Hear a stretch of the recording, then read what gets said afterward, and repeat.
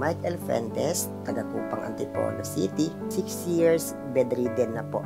Sa kadahilanan po na nagkaroon po ako ng bone tuberculosis. Ganito na po yung kalahating katawan ko, wala na pong pakiramdam.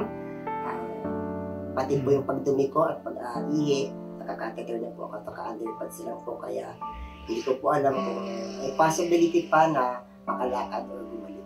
Wala ding sinabi sa akin yung doktor na kung ano yung naging reason sa akin. Na sa mga hawa-hawa, wala naman po. Kasi yung family namin, wala talagang nagkasakit sa amin ng TB. Di ko lang alam kung nahawaan ako sa ibang lugar.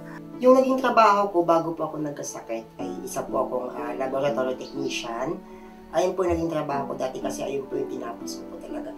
Vocational lang po siya, 3 years. Tinetesting po namin dun yung ng mga buildings, katulad po ng hollow block, lahat po ng mga materials na ginagamit sa pagpapatayo ng buildings. Nasa Palawan ako that time, working po ako doon kasi nasa site po kami.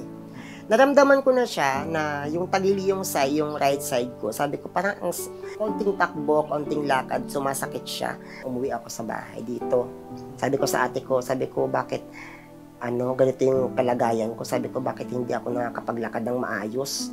Napakahirap sa kalagayan ko na hindi ko in-expect na magkaroon ako ng ganito. Naitanong ko din sa Panginoon na, Lord, bakit? Bakit ako pa? Nakapagtapos ako ng pag-aaral pero hindi man lang ako nakatulong sa pamilya ko.